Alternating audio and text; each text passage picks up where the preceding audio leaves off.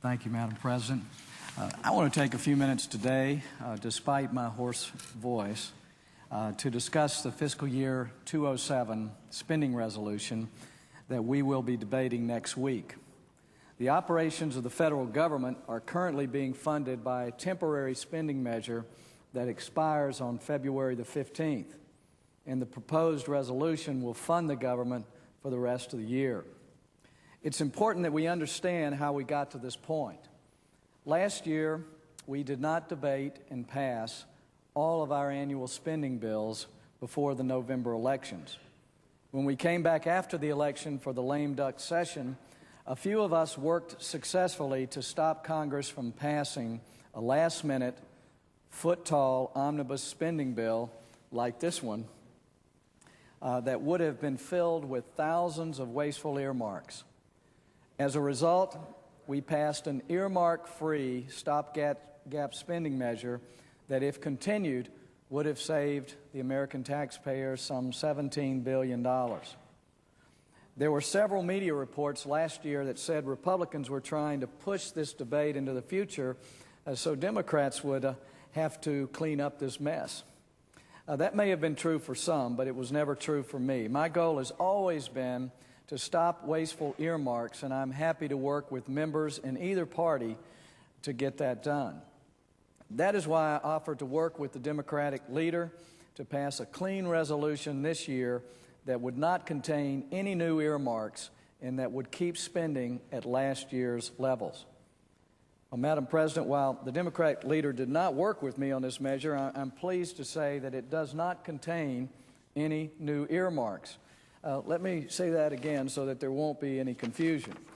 There are no new earmarks in this spending resolution, and I applaud the Democrats for continuing the progress that we started last year.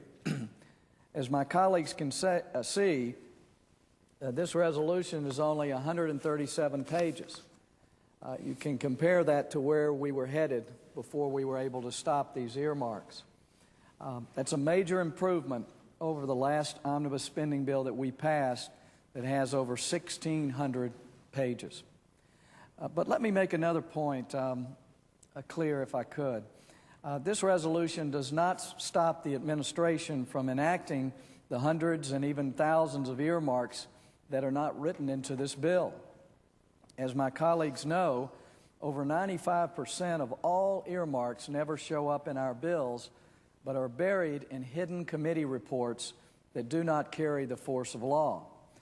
This resolution says, the one that we're considering next week, that the earmarks contained in fiscal year 2006, in the committee reports in 2006, shall have no legal effect. That's a good thing, Madam President, but those earmarks had no legal effect anyway. The administration was not bound by them last year and is not bound by them now.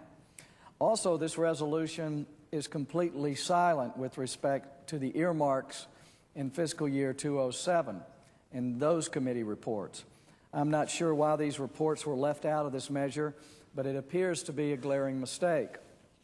The supporters of this resolution say it is earmark-free, but while that is technically true, earmarks can still sneak in the back door. I praise Democrats when they call for a moratorium on earmarks, but this resolution does not actually achieve that goal.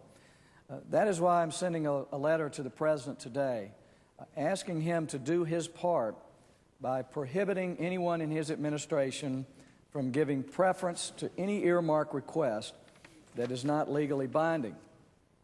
We need to put a stop to committee report earmarks, and we need to end the practice where a member calls up a federal agency and threatens its funding if it does not fund that member's pet project. Our federal agencies need to be free to use American tax dollars in ways that meet true national priorities rather than serving one special interest or another. The President has the power to stop secret earmarks. He said in his State of the Union that he wants to stop them, and I hope he will do so. This spending resolution has several other flaws. For example, it uses budget gimmicks to hide its true cost. The proponents say it does not exceed the budget, but that it's but that's less than honest.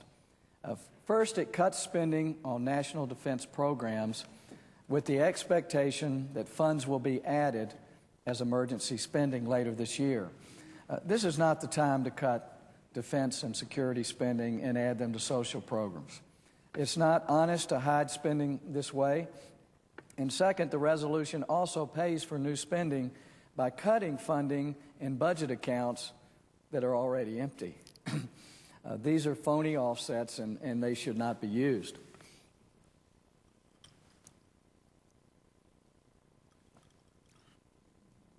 The resolution not only pretends to reduce spending in places where it does not, it also fails to reduce spending where it should. First, the resolution leaves out thousands of congressional earmarks worth billions of dollars, but rather than passing those savings along to American taxpayers, it spends them on other programs. Second, this resolution fails to eliminate a number of programs which were proposed for termination by the President and agreed to last year by the House and the Senate Appropriation Committees. These programs should be terminated, but this resolution fails to do so. Madam President, there are a number of problems with this resolution, and I hope we can fully debate this measure and offer amendments to make it stronger. I understand the Democrat leader does not intend to allow amendments, which is very unfortunate since we have plenty of time to consider and debate them. The current stopgap spending measure lasts for another week, and the House can easily take up our final bill and pass it in a matter of hours. I'm glad there are no new earmarks written into the text of this resolution, and I thank my colleagues for that. But if we are not allowed to fix other problems in this resolution, I will not be able to support it.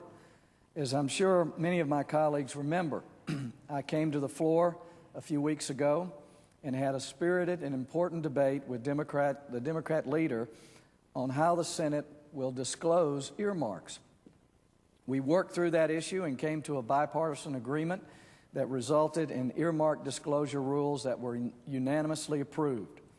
It was a clear example of how this body can and should work together. I believe that we can do that again on this resolution, and I hope the Democrat leader will reconsider his position and work with us to allow a limited number of amendments. Thank you, Madam President. I yield the floor and the balance of my time.